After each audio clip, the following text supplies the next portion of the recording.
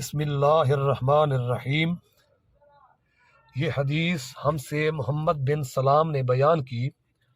وہ کہتے ہیں کہ انہیں اس کی ابدہ نے خبر دی۔ وہ ہشام سے نقل کرتے ہیں۔ ہشام عائشہ رضی اللہ تعالی عنہا سے وہ فرماتی ہیں کہ رسول اللہ صلی اللہ علیہ وآلہ وسلم لوگوں کو کسی کام کا حکم دیتے تو وہ ایسا ہی کام ہوتا جس کے کرنے کی لوگوں میں طاقت ہوتی۔ اس پر صحابہ رضی اللہ تعالی عنہم نے عرض کیا کہ یا رسول اللہ صلی اللہ علیہ وآلہ وسلم، ہم لوگ تو آپ صلی اللہ علیہ وآلہ وسلم جیسے نہیں ہیں۔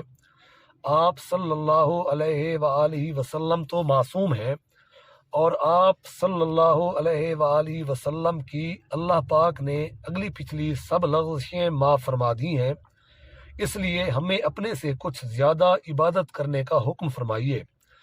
یہ سن کر آپ صلی اللہ علیہ وآلہ وسلم ناراض ہوئے، حتیٰ کہ خفگی آپ صلی اللہ علیہ وآلہ وسلم کے چہرہ مبارک سے ظاہر ہونے لگی۔